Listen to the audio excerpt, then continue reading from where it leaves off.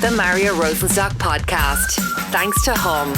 Finance made easy when you shop tech, electrical, appliances, kitchens and much more. Flexify Europe Limited, trading as Hum, is regulated by the Central Bank of Ireland. Coming up on this episode of the Mario Rosenstock Podcast. If somebody is caught with drugs, what benefit to society is giving them a criminal record? And to go back to Leo Varadkar, if Leo had been unlucky enough during his student days to be busted, he would never have been a doctor. He might have become Taoiseach, possibly. I doubt it. But he wouldn't have been allowed to go to America to meet the president on Paddy's Day. He couldn't have gone to Japan to meet the Japanese Prime Minister. But he got away with it.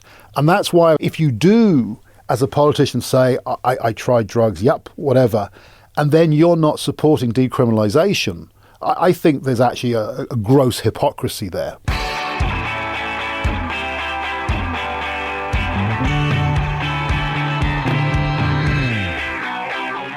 If there's one publication that's never been afraid to ask difficult questions about drugs, it's Hot Press. For decades, politicians sitting down for a Hot Press interview knew there was every chance that they'd be asked a question a lot of journalists wouldn't touch, namely, have you ever taken drugs? Sometimes the answers were honest, sometimes they were wonderfully evasive, but the conversations helped bring an often taboo issue into the public domain. At the same time, Hot Press has consistently argued that treating drug use primarily as a criminal issue simply isn't working, and rather Ireland should focus on policies centred on public health, education and harm reduction.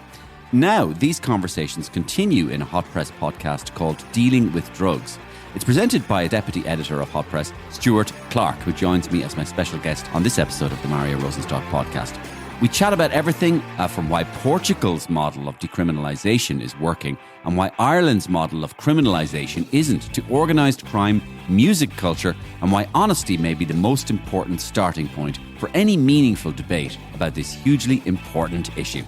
And I think of a 14 or 15-year-old kid who may have had a shag on E and it's the best thing they've ever had. You're going, oh no, E will kill you, don't take drugs. They're going to go, Granddad, don't be so stupid. If you're being honest about drugs can be okay, when you start talking about when they're not okay, people actually might believe you. I shouldn't get excited by this, but narco submarines. They build their own submarines that can travel halfway around the world. These cartels have more money in the coffers than most African countries. The synthesis that happens when you drink and take cocaine, yes, it secretes a certain substance, and this proverbial ticking time bomb is actually real. So once you've done that damage, you're sitting there going, right, I'm doing my marathon, I'm going to the gym 4 times a week, but I can still have a heart attack. Would you rather someone takes drugs down an alleyway littered with human feces who could overdose and die, or be in a nice safe injecting room with a nurse, and actually if you're in the mood that day to see some experts or get some help or get a medical checkup, you walk through a door, there's the doctor. My full chat with my old buddy Stuart Clarke of Hot Press coming up in just a couple of minutes' time. But first, this week, I recorded what has turned out to be the most popular gift Grub sketch in years, receiving over 2 million views in 2 days. Of course, it had to be about the World Cup. But something I thought of this week was that some of the English players have come from Irish backgrounds, namely Harry Kane. Declan Rice, Jack Grealish was another member of the squad that had come into the squad before. And even in years gone by, Wayne Rooney. And even Jude Bellingham apparently carries an Irish passport, would you believe? And this led me to get into my best Bob Dylan impression and do this.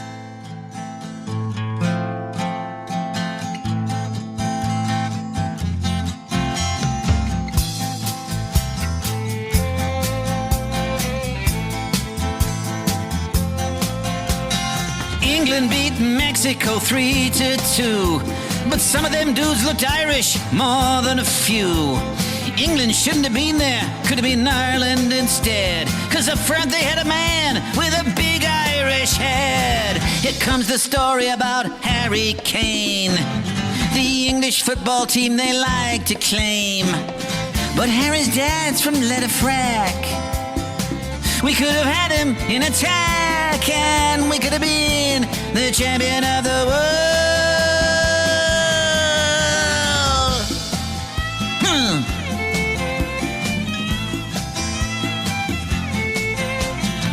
First they took Jack Grealish and that wasn't nice. But they needed more Irish, so they took Declan Rice. England's team is full of paddies, that's why they're rated so highly. God damn it, even this centre-back is called O'Reilly. That son of a gun at the back, yeah, he's on fire. Replaced another Irishman, Maguire. Just think what we might have done. With all them boys we might have won time, become the champions of the world. Last chance for Ireland in the World Cup quarter-final. Keegan Gallagher into Harry Kane. Try pass! Wayne Rooney, he was Irish, and so was Morrissey too. The Gallagher brothers are from Mayo, they're Irish through and through. England, get your own team, let Ireland play. Throw in Pico Lopez, and it's ole, ole, ole. There was the story about Harry Kane, the English football team they like to claim. But Harry's dad's from Letterfrack. Oh, we could have used him in attack, and we could have been the champions of the world.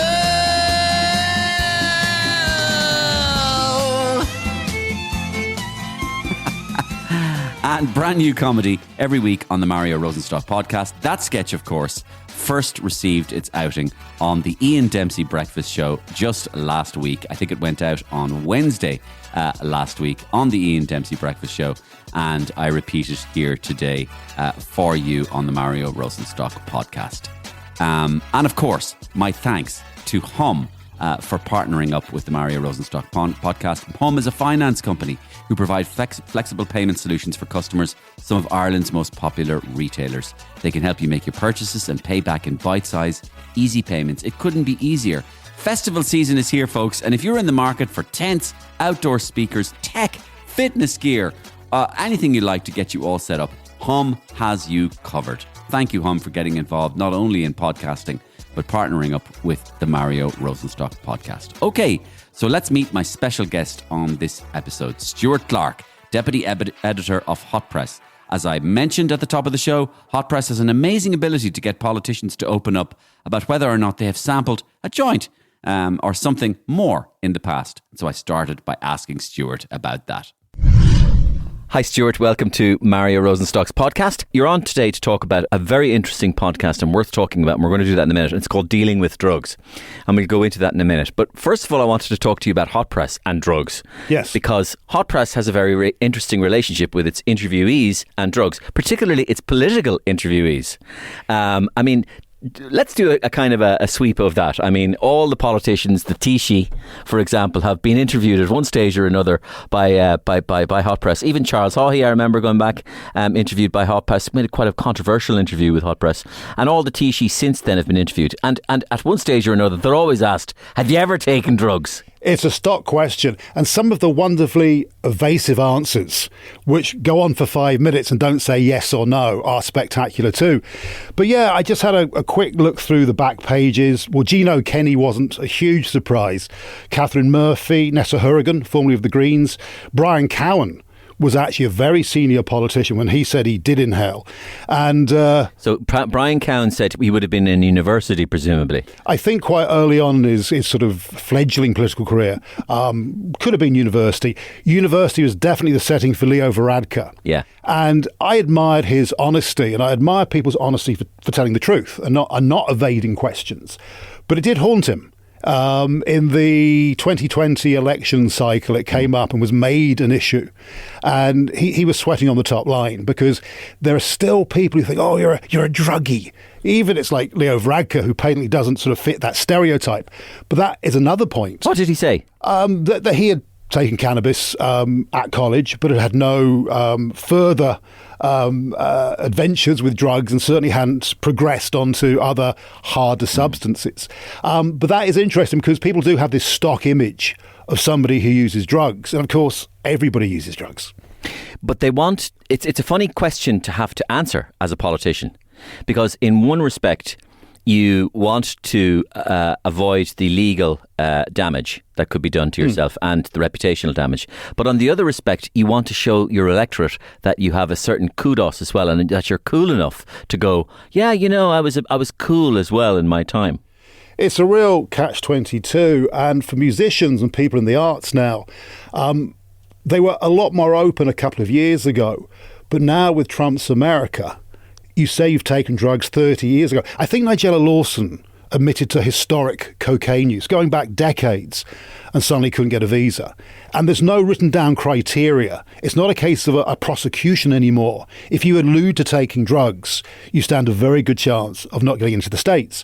So musicians who'd like to talk about it, not just to regale us with Lemmy-like tales of excess, which are great fun, they might want to sort of campaign and campaign for compassionate sort of drug policy. They might feel that people are dying and being criminalised for the wrong reasons, but they're keeping their mouth shut because those visas to the States are just, that's their career gone if they're withdrawn.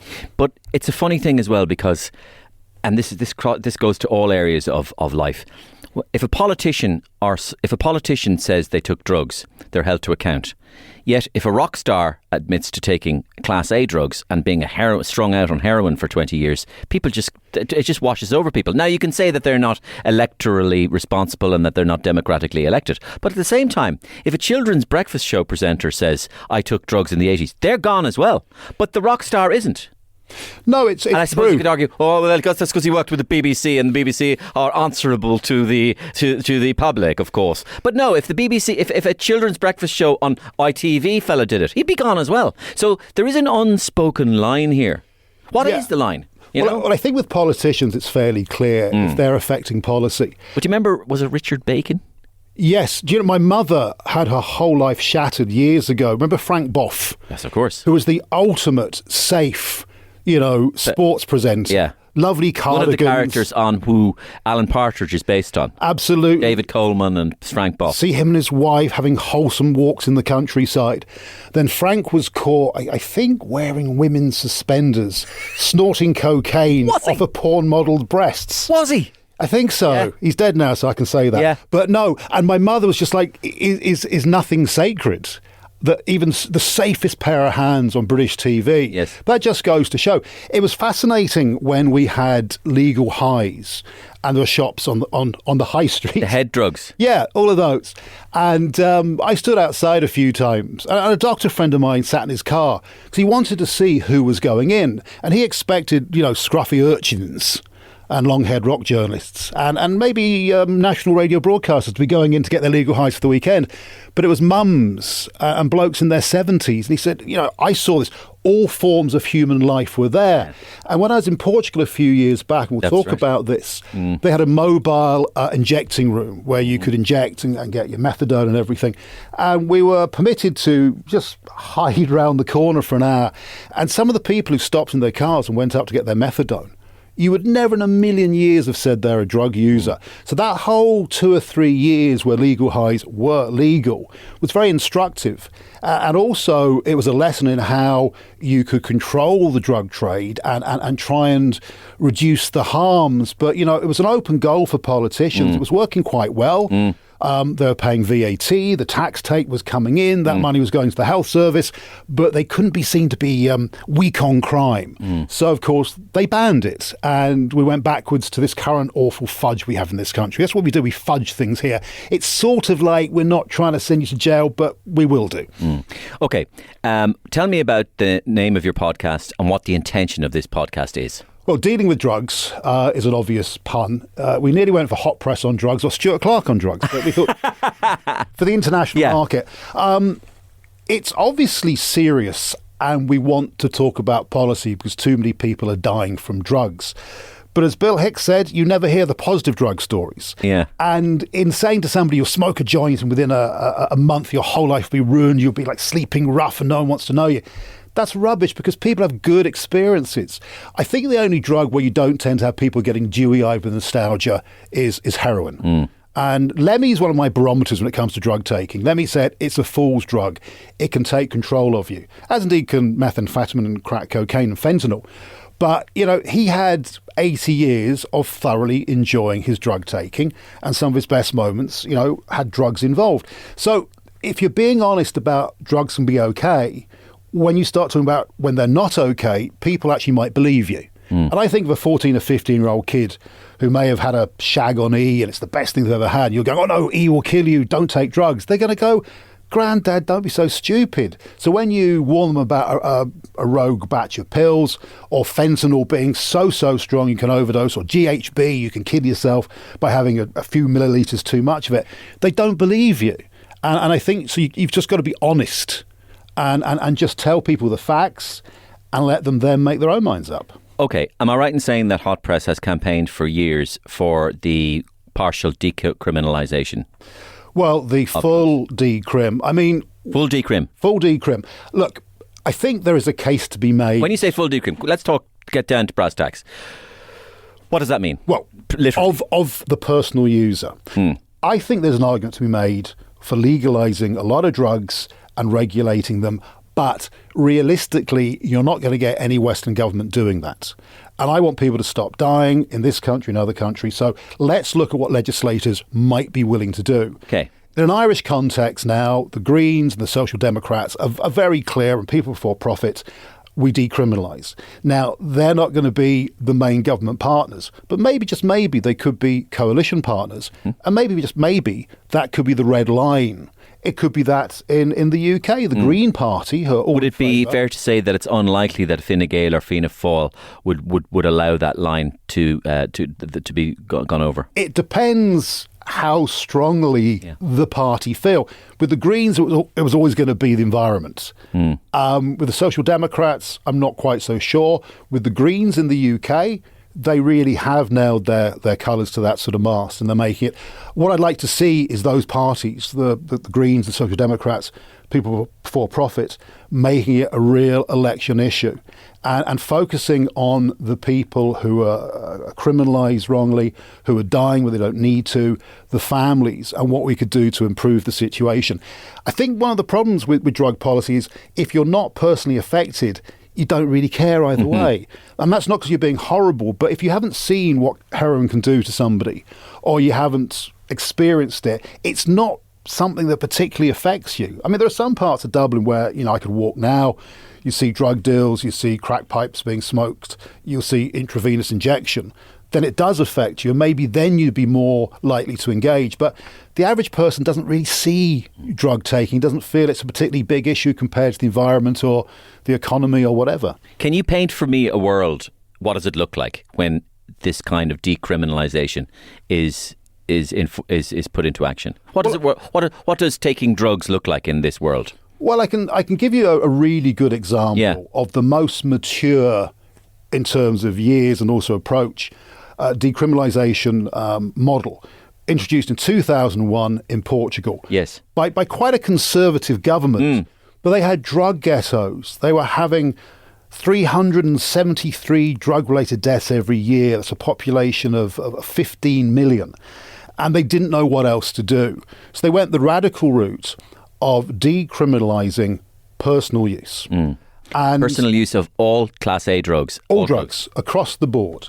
And personal use does have criteria, but it's quite generous. I can't remember exactly, but it could be like 10 or 15 grams of cannabis. But just to kind of be nickety about this, if I want to, let's say I'm a heroin user, and I read that it's decriminalised, I still have to buy that heroin illegally. It is, you could say it's the ultimate fudge, but it works. What's interesting, I was across there on a fact-finding mission with a former Assistant Garda Commissioner, Jack Nolan, who at first was like, this is all nonsense. And by the end of it, Jack was going, this is the way to go. Right. But I'd expect that kind of sane thinking from an Everton supporter. Okay. So you can tell Jack's a man of intellect. But so it sounds a bit of a fudge. But what they do is instead of you being hauled off to court, which costs I don't know how many thousands of pounds or euro, you go to a dissuasion committee. You sit down with four experts. And they say to you, why do you take drugs? And if you go, I like them, they go, okay, well, off you go. Fair enough. Yeah. But if you go, well, look, I can't get a place in university. I can't read. I can't get a flat. I've got mental health difficulties.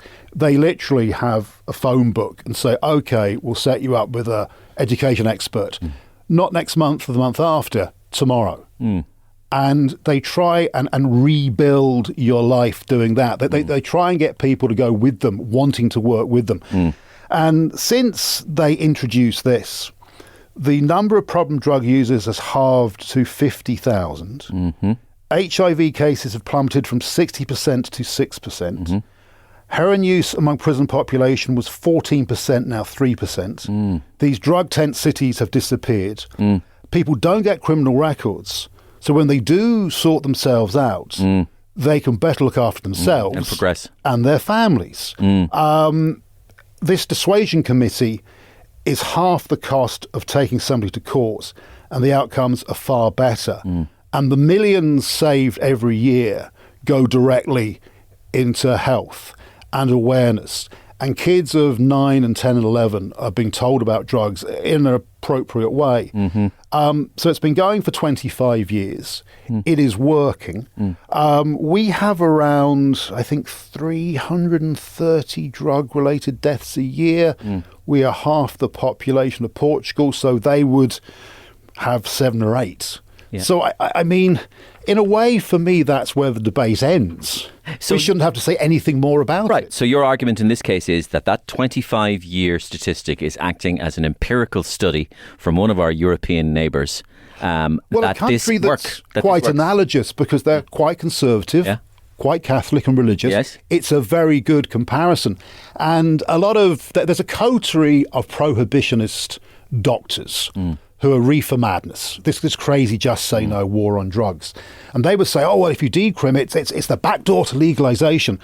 But Portugal doesn't want to change it. I've talked to cops and politicians, people on the dissuasion committees. They're going, look, it's imperfect and a bit of a fudge, but it's a perfect fudge in the way that it's reduced these drug deaths. Excuse me, sorry for asking a question like I'm a 2-year-old. Tell me like I'm a 2-year-old. What is the precise difference between decriminalisation and legalisation? Well, legalisation means that we could open Drugs R Us on O'Connell Street and sell anything. And the Mr. Bigs can bring in their bales of marijuana. So we could advertise on the radio, presumably. Exactly. Hurry! I think the Ian Dempsey Breakfast Show could be a perfect vehicle for them.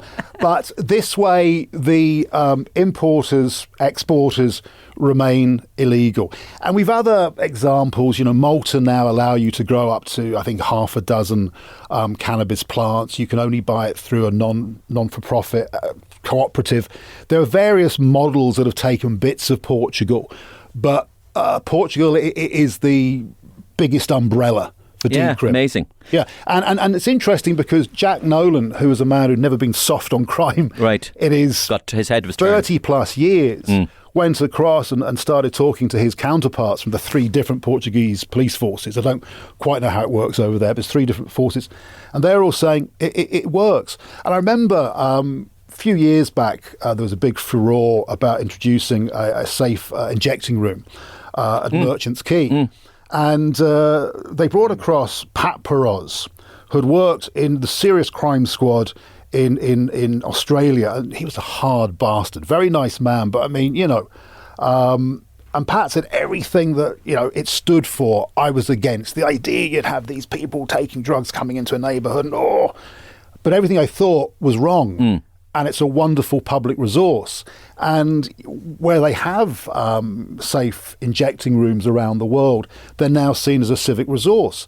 And even if you don't like the people using them, isn't it better they're in that room rather than taking drugs in front of your children? I think the compassion should be, would you rather someone takes drugs down an alleyway littered with human feces who could overdose and die, or be in a nice safe injecting room with a nurse?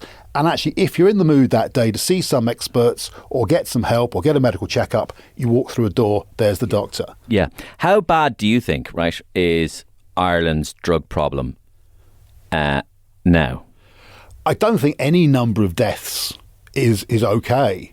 Realistically, you're always going to have them, but it's got to be in the teens, not in the hundreds. And the fact of the matter is we throw so many resources at trying to get tough on drugs and all this kind of crap. And it never changes. The death rate never plummets. On the podcast, we talk about the biggest interception of cocaine in the history of the state. $160 million worth of cocaine, the MV Matthews. There was no drought. Cocaine prices didn't suddenly quadruple because for every boat that gets stopped and is on the news and the Garda get all pleased with themselves, it's probably 15 or 16 consignments getting through. So what we're saying is the war on drugs is a lovely idea. It's been lost. This isn't working. So let's change it. But also, I think, obviously with Hot Press, drugs have always been a part of popular culture. You look at every musical movement, it was driven by one drug or the other.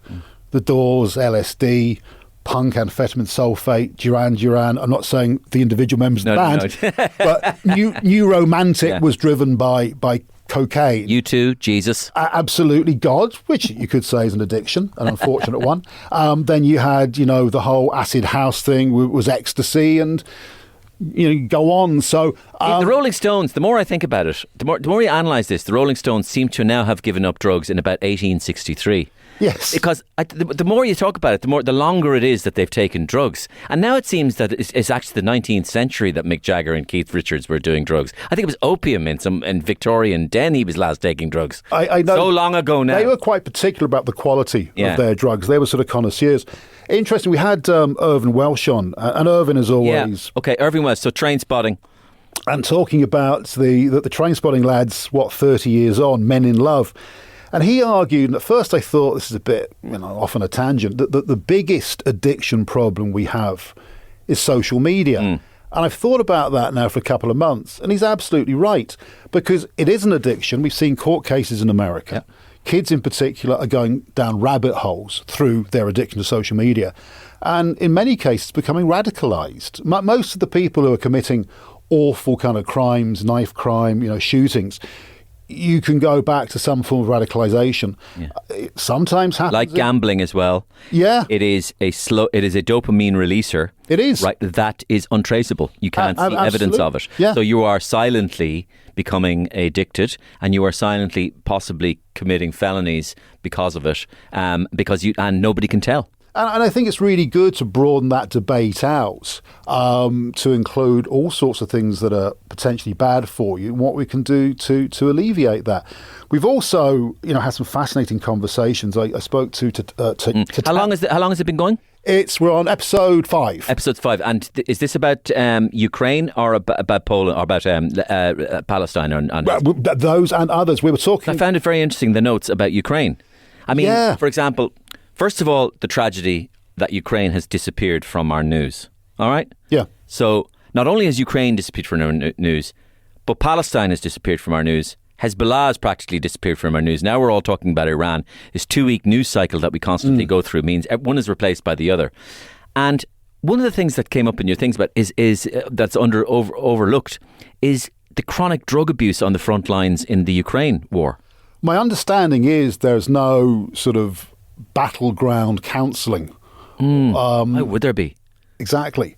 But what you do have about 100 yards behind the front line are drug dealers. Jesus. And obviously you've got for both sides, or possibly mutually. Well, my understanding is there's a problem with the Russians as well. And Putin has just outlawed any form of harm reduction.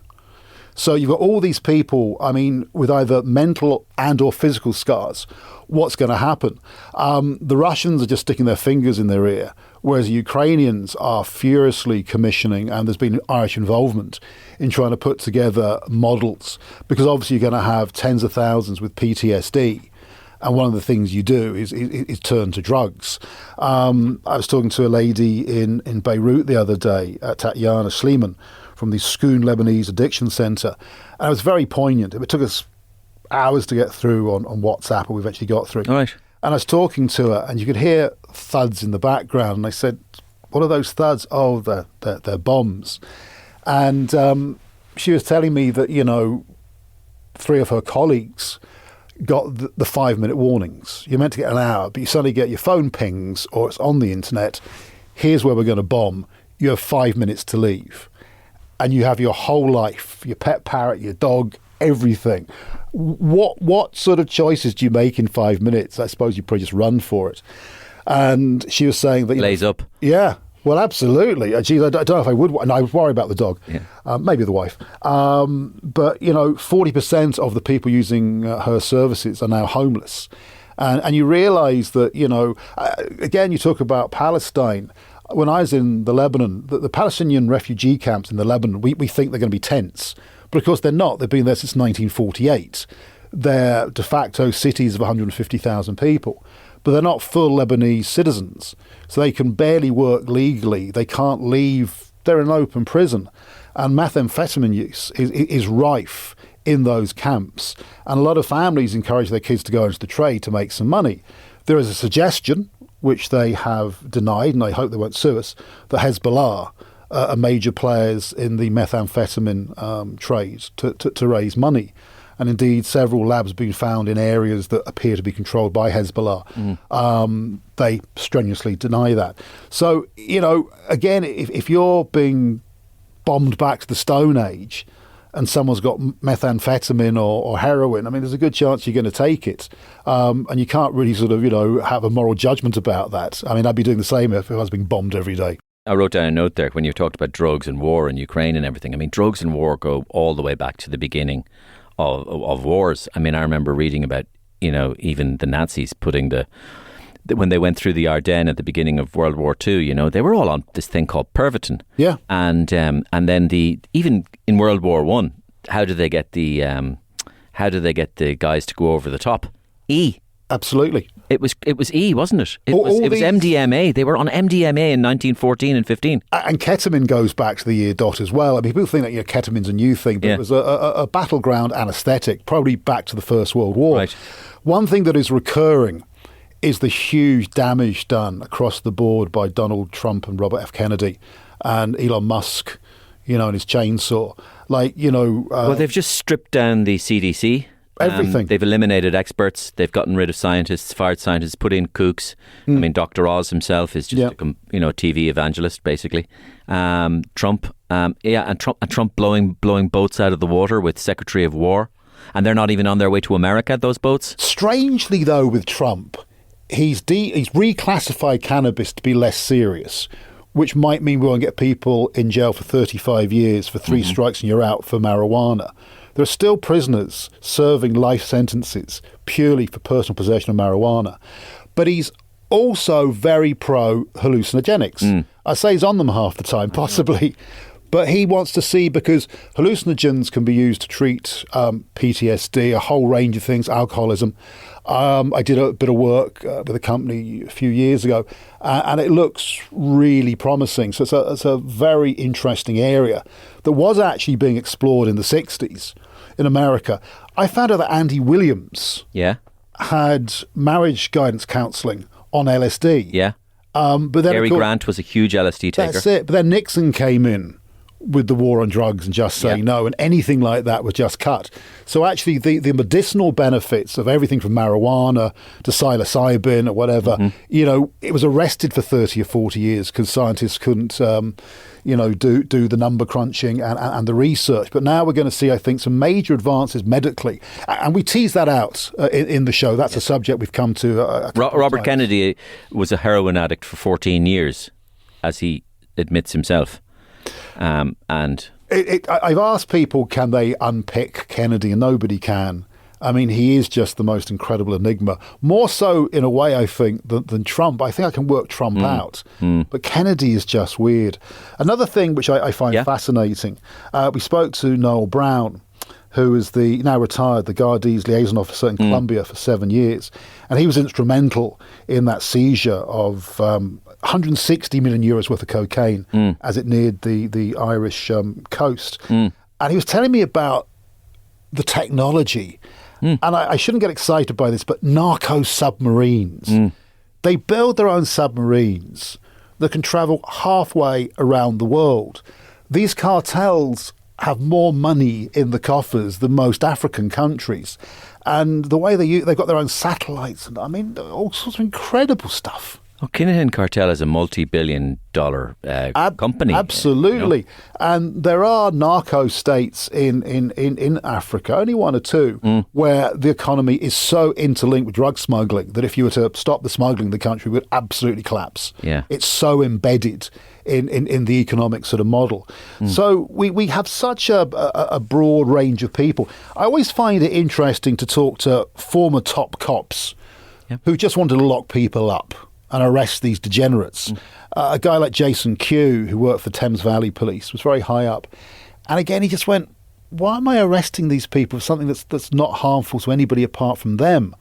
And there's nothing like a born-again law enforcement person. Because I think, people listen to me and go, oh, he's a rock journalist, works for Hot Press, great, whatever. But a policeman saying, you know what, this doesn't work. And Jason has turned now into a campaigner for decriminalisation, harm reduction, and has just succeeded in getting state funding in the UK for safer inhalation pipes for crack users. And this is going to save lives. So I'm hoping that, in Ireland now, we can make this an electoral issue. And we're going to be doing everything we can over the next year or two to see if we can bring it out more and more into the mainstream. But it's an uphill task. It strikes me that even just visually on the streets of Dublin, it's as, let's say, as obvious as it's ever been, isn't it? Yeah, it's awful. But I used to get shocked by seeing somebody injecting between their toes. I'm not immune to it, and I go, oh, but it's not shocking in the same way. So I see it all the time. The crack pipe use. Again, at first you're going, my God, someone's smoking crack. But now, I remember a few years ago, my co-host is a wonderful guy called Tony Duffin. Was the CEO of the Anne Liffey Drug Project in Dublin for a number of years, and brought about one of the major innovations. And we find this difficult with the show, and I'll explain why in a second. I think the best practice these days within an organisation, and Anne Liffey are doing this, is to have at every level people with lived and living experience. Now, obviously, if it's living experience, you have to work out parameters and employment contracts, that kind of a thing. Lived experience, a little easier to deal with. But if you're talking to people with living experience, because you want to hear the realities of what's going on, and if you talk to people who use drugs, you realise they're somebody's brother or uncle or auntie. They have a story. They're nice people, the majority of them, and they want to be heard. But obviously, as a media person, you don't want to take advantage of somebody. And, can they give their consent to being identified? So there's a whole ethical issue there. We would like more people on the podcast with living experience. And I think in terms of the debate, that's how we can move things on here. But it does come with sort of dangers. Ireland is overrun by cocaine at the moment. Yes. There was a lot of talk about that in the Celtic Tiger years. About I think it's even worse now because because of the price of everything, the cost of living in Ireland, the cost that it takes to go out and get drunk, to buy drink, that people now are just getting loaded up on cocaine before they go out. Every publican I know says their bar take has gone down and down and down. Yeah, and that's not just because people are giving up alcohol, it's because they're transferred to cocaine. Absolutely. That is happening a lot. But cocaine is one of the most fucking disgusting drugs in terms of the way it makes people, the kind of community it creates when people are on cocaine, and also the long-term psychological effects are awful. This is where being honest about drugs is a good idea, because people go, you take a line of coke, you're going to die. No, you probably won't do. But I didn't know until recently the synthesis that happens when you drink and take cocaine. Yes. And that does not, like, if you take heroin and you stop taking it, you can probably recover and live a full and normal life until you're 80. But cocaine and alcohol, I'm not a doctor, it secretes a certain substance. And this proverbial ticking time bomb is actually real. So once you've done that damage, you're sitting there going, right, I'm doing my marathon, I'm going to the gym 4 times a week, but I can still have a heart attack. So I think, that's why being honest about drugs, to be able to say, if you're going out taking cocaine, ease up on the alcohol. Can you see can it be not scientifically, but from your looking at it, if I said Ireland is overrun by cocaine, if you decriminalise, do you think that we can lessen that scourge? I think in relation to cocaine. Let's take cocaine. Well, you can lessen the harms. I mean, if you're educating people, but also you're giving people these safer inhalation pipes. Things like that. If someone's taking drugs, how do you stop them? It's very, very hard. This thing about, if you take cocaine, you're buying bullets for rebels in Colombia or terrorists. I'm sorry, that might be valid, but there's such a disconnect. People aren't going to stop. But I just think that if somebody is caught with drugs, what benefit to society is giving them a criminal record? And to go back to Leo Varadkar, if Leo had been unlucky enough during his student days to be busted, he would never have been a doctor. He might have become Taoiseach, possibly. I doubt it. But he wouldn't have been allowed to go to America to meet the president on Paddy's Day. He couldn't have gone to Japan to meet the Japanese Prime Minister. But he got away with it. And that's why I was going back to the original point, that if you do, as a politician, say, I tried drugs, yep, whatever, and then you're not supporting decriminalisation, I think there's actually a gross hypocrisy there, I think. Damien is involved, Damien Dempsey? Damien Dempsey is a wonderful man. He is. On so many levels. So much so. One of the best gigs I've been to in the last 3 years was the Christmas get-together. Baker Street? No, Cool Mind Therapeutic Community. Damien is an ambassador for people who go into this residential community, a range of addiction issues.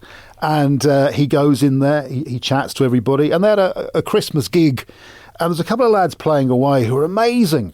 One of them did Soft Cell, an acoustic version of Say Hello, Wave Goodbye. Oh, what a song. And after I said to Damien, I said, oh, he's your mate you brought with you. And he said, oh, no, he's a resident here. Yeah. I said, oh, my God. Music is incredibly powerful, as we know. We did an interview with him, and he was very, very honest. He spoke about a cousin who passed away in the bath after an overdose. And the damage cocaine in particular has done to communities like Donamead, where he's from. One of his songs is The Dirty Devil's Dandruff, which addresses that. He also spoke very fondly of Christy Dignam, who of course had addiction issues down through the years. It's a beautiful interview, and as I say, it's so human. And again, I think it's important because, you know, just hearing these stories, they're very human stories. We want to get on some bereaved parents fairly shortly. Again, we don't want to be exploitative, but I think what they have to say, many of them have come round to the fact that, you know, prohibition doesn't work. So you think that they might be really uber cracking down and imprisoning everybody, but often bereaved parents realise that, well, my kid wasn't a bad lot. They weren't a criminal. They just dabbled in something, and maybe there'd have been better outcomes if they hadn't been ostracised. There was stigma. I mean, so that's very powerful when you sit down with a parent who's worked out themselves that actually, you know, what we're doing now doesn't work and it makes things worse. Damien's great. Just you brought back a really fond memory into my head of myself, Tony Fenton, and Ian Dempsey coming out of O'Donoghue's at about 9 o'clock in the evening, walking down Stephen's Green, screaming at the top of our lungs, "I'm busting out of here!" by Damien. I'm busting out of here. Oh. Absolutely fantastic. And the apple of my eye, then New York. Oh God, I love it. No, he's just the real deal. Actually, talking the music industry, the current episode of Dealing with Drugs, the Hot Press Podcast, is with a guy called the Secret Drug Addict. Now, he spoke to us, you know, so we know he's male, and he worked at the height of Britpop for Creation Records, and he would have worked indirectly for Oasis. And he has a new book, The Diary of a Secret Drug Addict. And he set up a Twitter account about 8 or 9 years ago to offer non-judgmental support to people with addiction issues.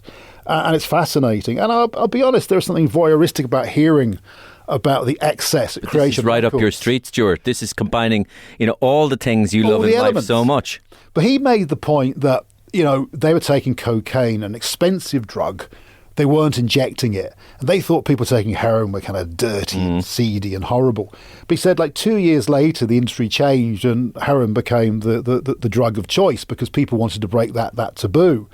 And he had so much fun on drugs until it stopped being fun. And he got fired from Creation Records, which is pretty hard to do. You know, turning up late, not a problem. Missing for a week, not a problem. But he said he went to the Creation Records Christmas party and didn't get out of the toilet. He was either... It doesn't leave the toilet. He couldn't leave the toilet. He was either being given a line or he was giving somebody a line. It's like I was at a party recently. We were brought out for treats recently. We were brought out for a treat lunch. And it was one of those things where, you know, oh, go on, you're the stars. You can have whatever you want. So we were at the one where we were having drinks, waiting for our drinks. We were brought drinks, waiting for our drinks. Do you know that kind of thing? That's the same kind of a thing. When it really stopped being fun was when he was chopping a line and a girl died at his feet. Now, he hadn't got the drugs from him, but he was kind of like, this isn't what it was supposed to be. I was supposed to be a record mogul. I was meant to be the Richard Branson of my generation, and now there's people dying around me. He's now nearly 7,000 days sober. And fascinatingly, he's best mates with Neville Southall. 7,000 days sober. That's 20 years. Yeah. That's Neville Southall, yeah. No, not Neville Southall. The secret drug addicts. No, Neville Southall. Go on. Yeah, Neville Southall's never taken illegal drugs. Yeah. Can we just clarify that? But he's a working class lad from the Welsh valleys. Yeah. You'd think he might be quite socially conservative, but he's not. He has a Twitter account with 250,000 people. And he has people on with drug addiction issues, sex workers, and the secret drug addict helps curate that. So Neville hopefully is coming on the show in a few episodes.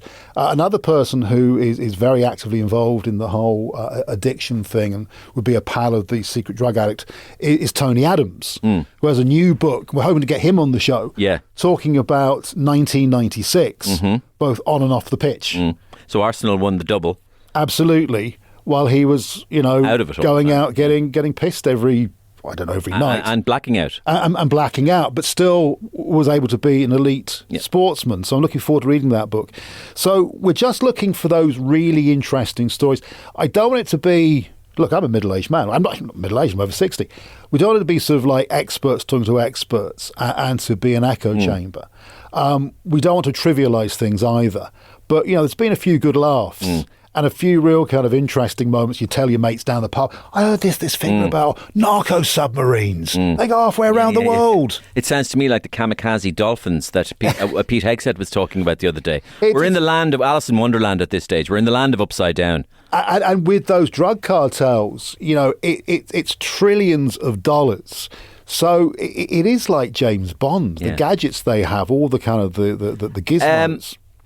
One of the things you love, Stuart, of course, is when you were on my podcast towards the beginning of the podcast a few years ago, you were talking about rock and roll stories, and you had all these sort of stories. Tell me, in reflection now, looking over the years, what has stayed in your head as a really good rock and roll story?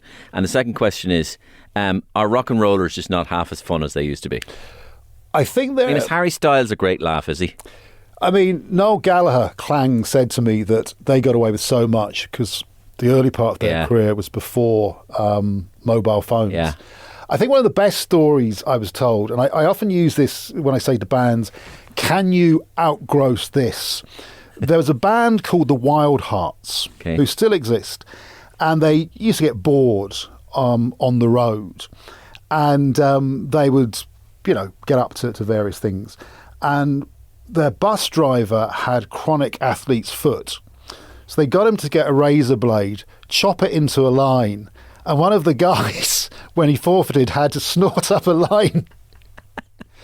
And then there was another band. I don't know if I identified them, so I won't say it now. Don't want to get you sued.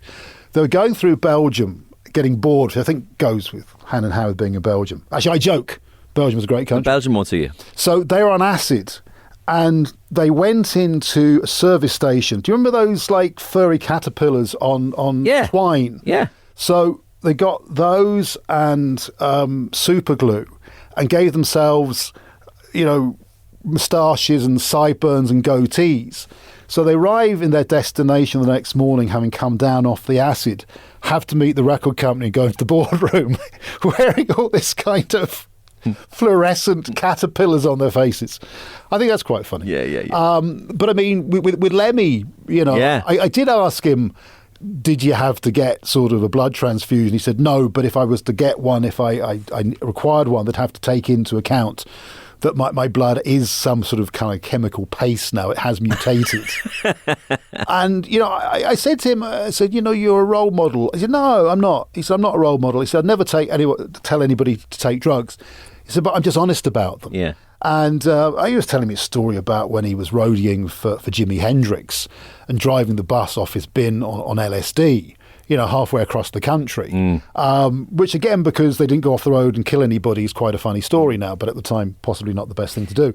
But he was saying that, just be honest, and kids don't take heroin. Because, as I say, no one has fun heroin stories that I've met. I'm just thinking now, Bill Clinton said he didn't inhale. That's what he claimed. And Robert Kennedy says, I was 14 years taking heroin. I know. I know. How times have changed. The Overton window has expanded. Has shifted. I think it was probably Obama, or was it Clinton? I think it was Obama who said the biggest mistake in American policy over the last 50 years was the war on drugs. It was singularly. And we had a very interesting chat the other day to a lady whose name escapes me now. It's a foreign lady's name, Polish name, and it's just gone. But she was saying that all the, America goes on about all the cocaine and fentanyl going from Mexico over the border, and they've been blowing up narco boats, which aren't narco boats. But all the guns being used by the Mexican cartels are coming the other way across the border. Often, the cocaine going to the States is being paid for with ammunition from America. So, Trump goes on about all these people being killed on the streets of America. Well, what about people being killed on the streets of Mexico? So it's an interesting two-way trade. Okay. There's so much to unpick, and hopefully we're unpicking stuff that will make people think and maybe more inclined to go, well, what do the politicians say? One of the problems we have in this country, in Ireland, is serving police officers in the UK can and do say, this isn't working. I'm going to stop arresting people for using cannabis. It's a waste of my time, their time, everybody's time. Here, the Gardaí, when they're serving, they're not allowed to comment on operations. They merely implement the policy. I've had private conversations with a lot of very senior acting Gardaí who go, you're absolutely right, this is nonsense, but they can't say it. In the UK, it hasn't actually helped because Keir Starmer is another Just Say No merchant. He's intransigent. But the debate has probably advanced a little bit more in the UK and certainly abroad. Because so you're saying it for the actual police on the street to have an input into the raison d'etre of what they're doing. And I'm sure privately they talk to politicians and civil servants. But I think if we're to have an informed debate, they should be allowed to comment, personally. Just one final thing, actually. We're talking about Jason Q, the former Thames Valley top cop. He's done a fascinating piece of research. I won't bog you down with too much medical stuff, but there is an opioid substitute called Budival, which in the UK, you get a monthly injection if you're taking heroin. And for that month, you feel fine, you're able to function, so you can get back into employment, you can look after the family, all of this kind of a thing. And you're not absolutely going crazy every day for a fix. Here, people tend to be on daily methadone maintenance. They have to go to a pharmacy. Sometimes haphazard lifestyles, you're in full-blown addiction, you don't go. That is feeding in to the shoplifting epidemic in major cities. The Gardaí say that 33% of shoplifting incidents are linked to addiction. By introducing Budival into the supply chain, and we're very slow to do that, there's various reasons, funding being one of them. It's a bit more expensive. In other cities like Dublin, this has reduced retail crime by almost 75%. Okay. So Budival costs not tons more than methadone, but how short-sighted are we being? Because if you get people back into the workforce, not robbing, not going in and out of jail through a revolving door, then over a period of a couple of years, the state is going to save a fortune. But we're so slow. And then we have a Citizens' Assembly. When they recommended other stuff, we went, OK, grand, that's brilliant, because it's what the governments wanted to hear. Here's like, oh, they want this, well, we'll kind of do that. And we fudge. And you know what, we'll have a new drugs minister and he'll come in or she'll come in and say exactly the same things. We did have a drugs minister. What I hate about, now, I'm cynical about politics, I think everybody is, but you see career politicians getting a portfolio, like the drugs one, because a certain party needs a minister from a certain part of the country. And they come in with no appetite or understanding for the job. And I've sat down with some, and it is shocking that they just know nothing about it or have civil servants by them. Yet it's someone like Anna Reardon, who wanted the brief, understood the brief, moved things forward more in his short tenure than any other minister in God knows how many years, and laid the foundations for the medically supervised injecting room that is doubtless saving lives. So, can we get politicians, please, that are fit for purpose. Or at least interested in the job. And are not wanting to be a safe pair of hands, i.e. do nothing. See, the problem is it's not a vote winner. I don't know how you make it. And that is what organisations somehow have to think.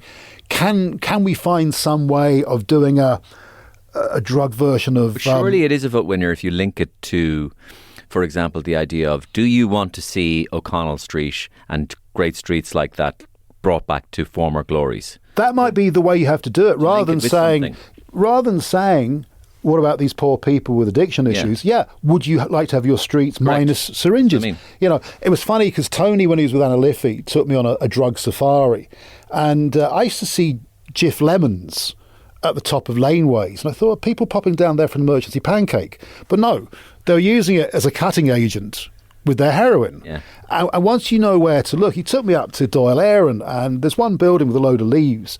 And underneath the leaves, needles have been left behind by people with addiction issues to use the next time. And virtually any windowsill has a syringe. And when you start knowing what to look for, bits of silver foil, but the Jif lemons, now I can't go more than 50 yards without seeing a Jif lemon. Yeah. So, drugs are everywhere. Yeah. Let's not kid ourselves. We're going to get rid of them.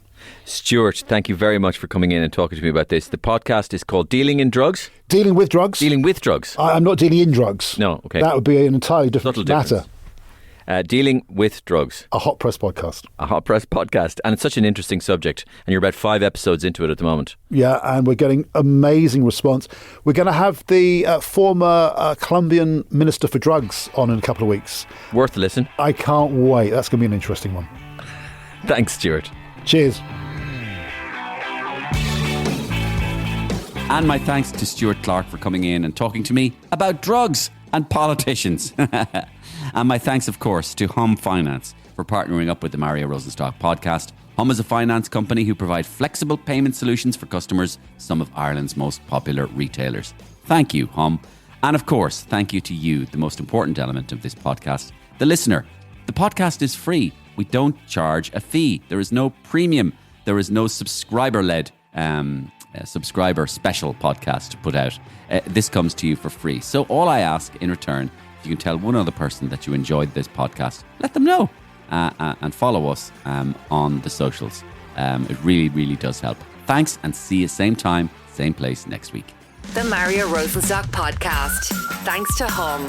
Finance made easy when you shop tech, electrical, appliances, kitchens and much more. Flexify Europe Limited, trading as Hum, is regulated by the Central Bank of Ireland.